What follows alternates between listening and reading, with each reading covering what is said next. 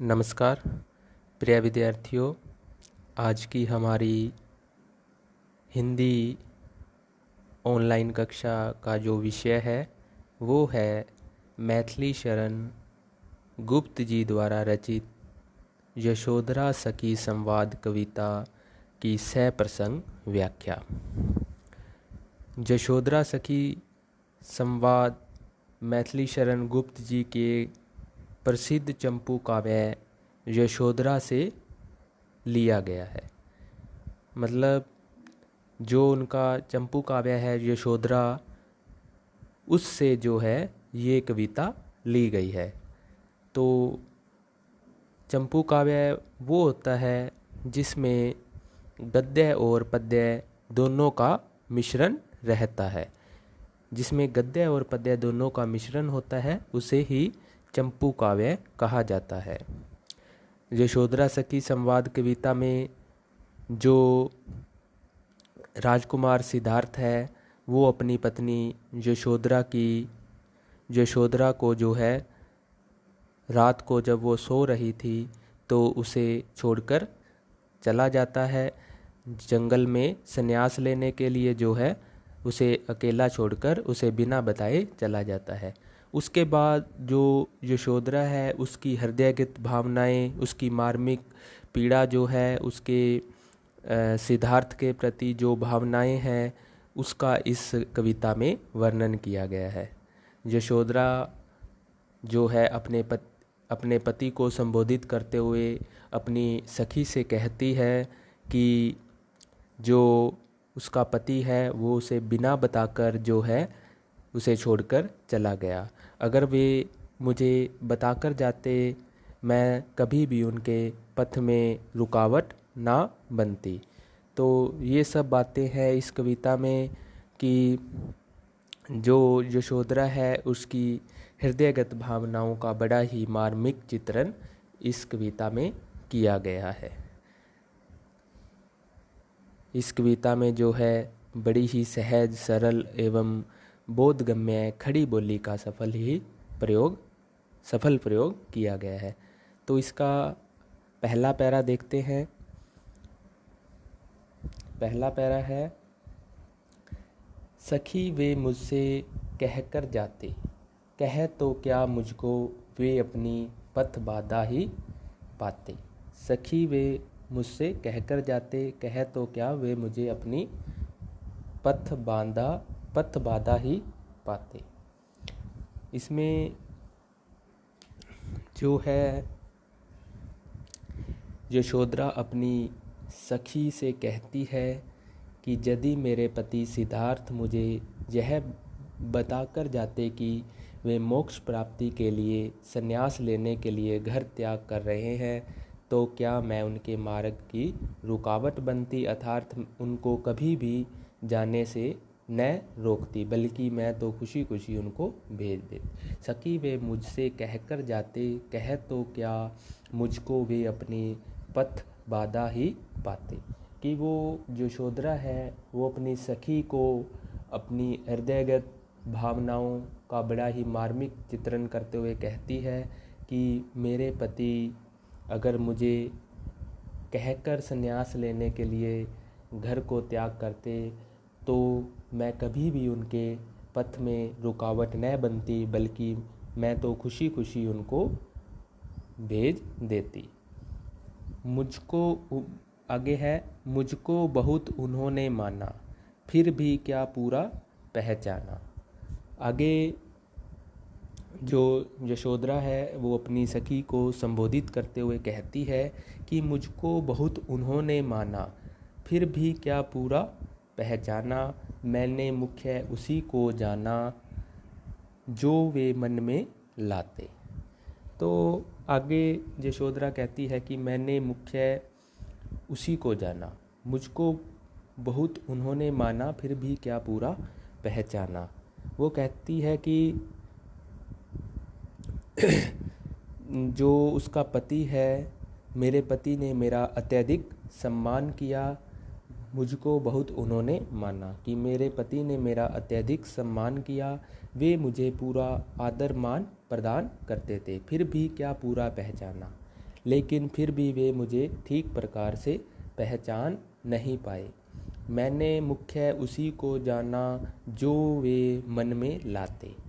मुझे इसी बात का दुख है, जो भी बात वे अपने मन में लाते थे मैं आजीवन उसी को महत्व प्रदान करती रही कि मैंने मुख्य उसी को जाना जो वे मन में लाते, कि मैंने हमेशा ही अपने पति के अनुसार ही अपना जीवन यापन किया और हमेशा ही उसको प्रसन्न रखने की कोशिश की, और जो वे मन में लाते सखी वे मुझसे कह कर जाते। और वो बाद में कहती है कि अच्छा तभी होता जब वे मुझे बताकर ही संन्यास लेने के लिए घर से बाहर जाते। तो विशेष में इसमें लिखना है कि कवि ने यशोधरा की विरह व्यथा का बड़ा ही मार्मिक वर्णन किया है। यशोधरा को इस बात का बड़ा दुख है कि उसके पति को यह आशंका थी कि वह उनके मार्ग में बांधा बनेगी। आगे है सवै सुसज्जित करके क्षण में प्रीतम को प्राणों के पन में हमी भेज देती है रण में शात्र धर्म के नाते। आगे कवि कहता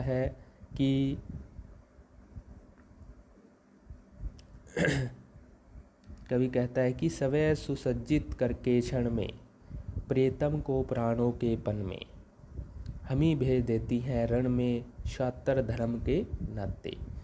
इसमें क्षण होता है कि एक ही पल में प्रीतम को प्राणों के पन में, रण होता है हमी भेज देती है, रण होता है युद्ध क्षेत्र।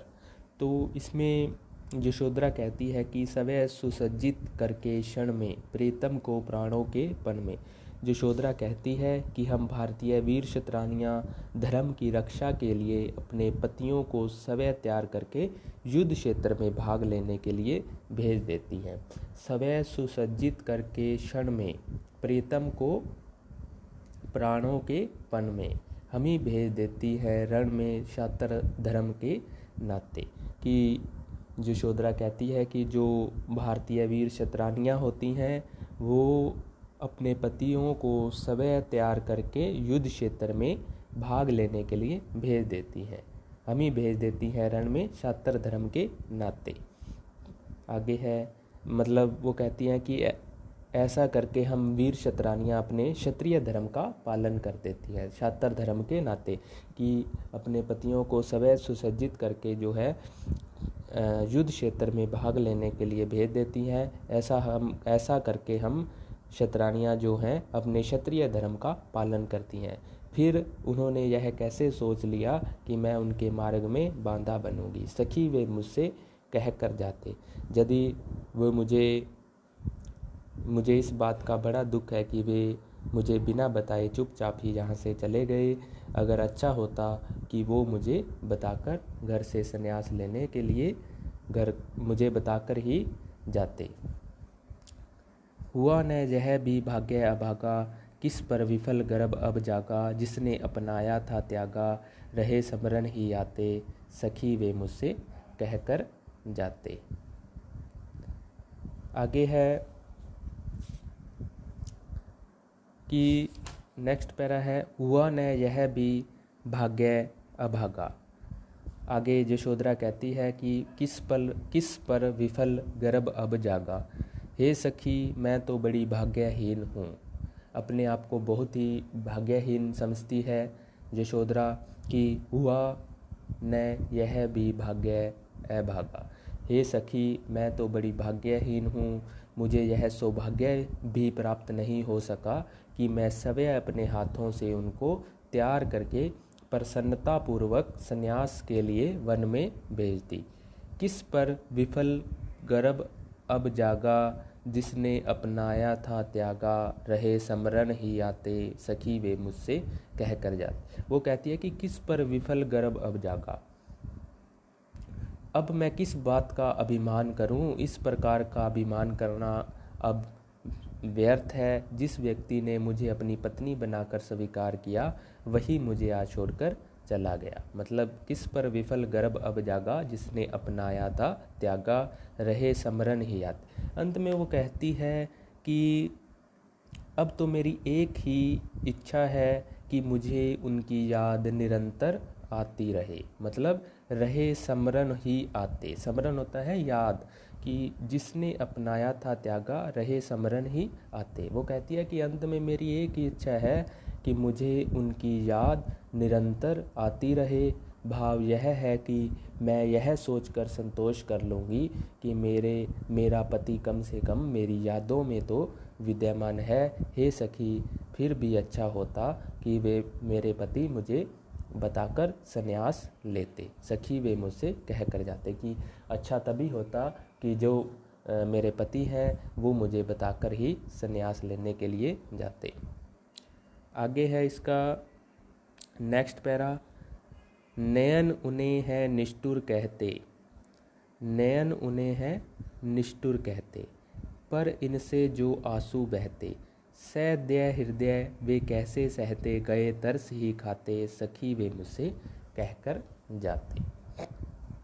नेक्स्ट पैरे में वो यशोधरा जो है कहती है कि जो नयन उन्हें है निष्ठुर कहते, पर इनसे जो आंसू बहते, सदैय हृदय वे कैसे सहते, गए तरस ही खाते, सखी वे मुझसे कह कर जाते। यशोधरा कहती है, अपनी सखी को संबोधित करती है कि मेरा पति मुझे अकेला छोड़कर चला गया।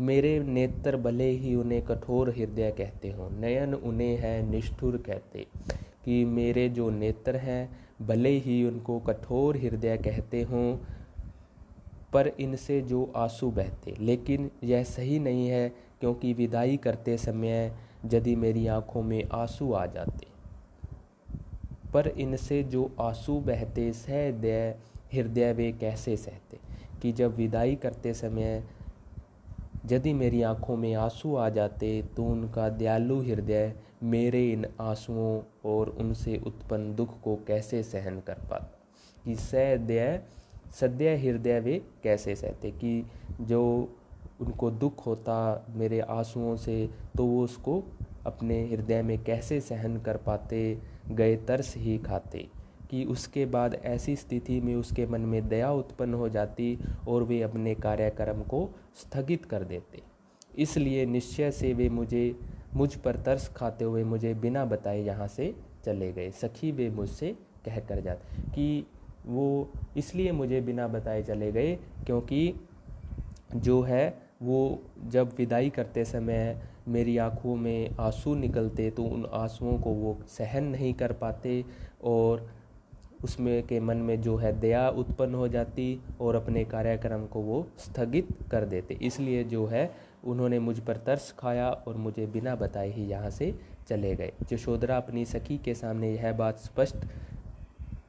स्पष्ट करती है कि हो सकता है कि उसकी आंखें अपने पति को कठोर हृदय कहती हों, लेकिन वे आंखें यह नहीं सोचती कि प्रस्थान के समय उनके पतिदेव उन आँखों से बहने वाले आंसुओं को कैसे सहन करते। यही कारण है कि वे बिना कुछ बताए संन्यास लेने के लिए जंगल में चले गए। तो इसमें विशेष में लिखेंगे कि यहाँ कवि ने यशोधरा की विरह व्यथा का बड़ा ही संवेदनशीलता के साथ वर्णन किया है।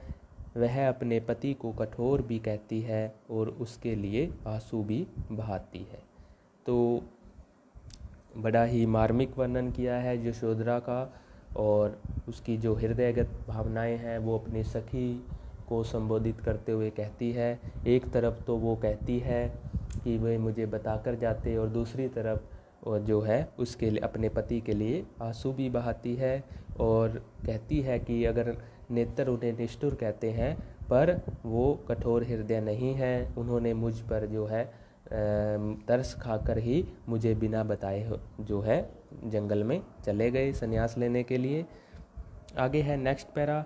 जाए सिद्धि पावे वे सुख से, दुखी न हो इस जन के दुख से, उपालब दूँ मैं किस मुख से, आज अधिक वे भाते, सखी वे मुझसे कहकर जाते। इस पैरे में देखो, जाए सिद्धि पावे वे सुख से, इसमें जो है इस पैरे में कवि महात्मा बुद्ध की पत्नी यशोधरा के माध्यम से नारी हृदय की उदात्त भावनाओं का वर्णन किया है। मतलब जो पहले हमने पढ़ा था सिद्धार्थ, वो महात्मा बुद्ध का ही दूसरा नाम है। तो जो है कवि ने महात्मा बुद्ध की पत्नी यशोधरा के माध्यम से नारी हृदय की जो उदात्त भावनाएं हैं उसका वर्णन इस कविता में किया है। यशोधरा पति की मनोकामनाओं की सफलता की कामना करती है। इस पैरे में जो है यशोधरा जो है उस अपने पति की जो मनोकामनाएं हैं उसकी सफलता के लिए कामना करती है। जाए सिद्धि पावे वे सुख से दुखी न हो, जाए सिद्धि पावे वे सुख से दुखी न हो इस जन के दुख से। यशोधरा कहती है, अपनी सखी से कहती है कि अब तो वे मुझे छोड़कर चले ही गए हैं, अतः इस बात पर पश्चाताप करने की आवश्यकता नहीं है। जाए सिद्धि पावे वे सुख से दुखी न हो इस जन के दुख से, कि वो मुझे छोड़कर चले ही गए हैं तो इस बात पर पश्चाताप करने की आवश्यकता नहीं है। यदि मैं अधिक चिंता करती हूँ तो इससे मुझे कुछ भी प्राप्त होने वाला नहीं है। अतः वो कहती है कि मैं यही कामना करती हूँ कि जिस कार्य के लिए वे वन में गए हैं उस काम में उन्हें सफलता की प्राप्ति हो। जाए सिद्धि पावे वे सुख से।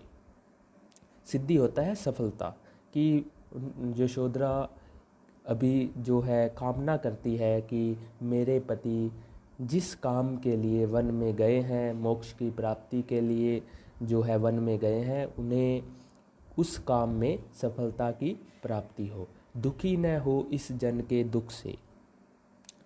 और वो कहती है कि मैं अपने पति को कहना चाहती हूँ कि मेरे दुख के कारण वे किसी भी प्रकार चिंतित न हो, दुखी न हो इस जन के दुख से। कि वो कहती है कि मानव जो जन होता है, मानव मतलब यशोधरा अपने आप को संबोधित करती है कि दुखी न हो इस जन के दुख से। वो कहती है कि वो मेरे दुख के कारण किसी भी प्रकार चिंतित न हो, उपलब्ध दूँ मैं किस मुख से आज अधिक वे भाते। वो कहती है कि अब मैं किस प्रकार उनको अनावश्यक उल्हाना दूं, आज तो वे मुझे पहले से भी अधिक प्रिय लगने लगे हैं। उपलब्ध दूँ मैं किस मुख से आज अधिक वे भाते। वो कहती है कि अब मैं किस मुख से जो है उन्हें अनावश्यक उल्हाना दूं, आज तो वो मुझे पहले से भी प्रिय लगने लगे हैं, परंतु हे सखी सखी वे मुझसे कह कर जाते। वो कहती है कि यदि वे मुझे बताकर जाते तो मुझे अत्यधिक प्रिय लगता और उनके मार्ग में किसी भी प्रकार की बाधा न बनती। तो इसमें जो है विशेष में लिखना है कि यद्यपि सिद्धार्थ ने अपनी पत्नी की पूर्णतः अवहेलना की है, लेकिन फिर भी यशोधरा उसकी सफलता चाहती है। तो इस पहरे में जो है यशोधरा के माध्यम से कवि ने नारी हृदय की जो है उदात्त भावनाओं का वर्णन किया है, और यशोधरा जो है अपने पति की मनोकामनाओं की सफलता की कामना करती है। तो यशोधरा सखी संवाद कविता का मुख्य जो विषय है वो है यशोधरा की जो हृदयगत भावनाएं हैं, जो उसका पति जब उसे बिना बताए जो है छोड़कर संन्यास लेने के लिए चला जाता है, तो उसके बाद जो यशोधरा की मनोव्यथा है, अपनी जो हृदय की पीड़ा है, उसको अपनी सखी को संबोधित करते हुए इस कविता में बताया गया है। वो यशोधरा कहती है कि अगर मेरा पति जो है मुझे बताकर जाता तो मैं कभी भी अब उनके पथ में बाधा न बनती, रुकावट न बनती, बल्कि खुशी खुशी जो है प्रसन्नतापूर्वक उसे यहाँ से विदा करती। तो एक तरफ से तो अपने पति के प्रति वह रोष की भावना प्रकट करती है, तो दूसरी तरफ जो है उसके हृदय की जो उदात्त भावनाएं हैं, नारी हृदय की जो उदात्त भावनाएं हैं, उसको भी व्यक्त किया है। वो बाद में कहती है कि मेरा पति जो है जिस काम के लिए घर छोड़कर गया है, संन्यास लेने के लिए घर से गया है, उसे उस काम में जो है सफलता प्राप्त हो। वो कहती है कि मैं अब अनावश्यक उल्हाना क्यों दूं अपने पति को, वो तो मुझे पहले से भी जो है प्रिय लगने लग गए हैं। तो ये सब बातें हैं।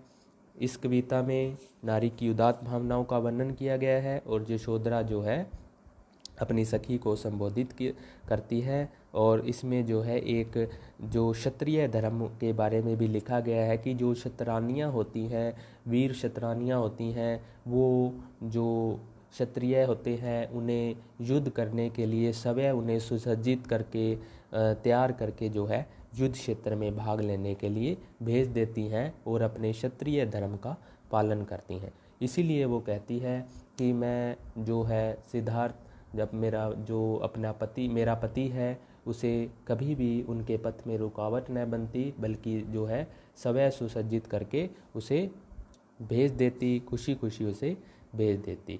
तो इसमें इस कविता में यशोधरा सखी संवाद जो कविता है, इस कविता में यशोधरा की जो है मनोव्यथा का बड़ा ही मार्मिक चित्रण किया गया है। ये कविता आपकी कंप्लीट हो चुकी है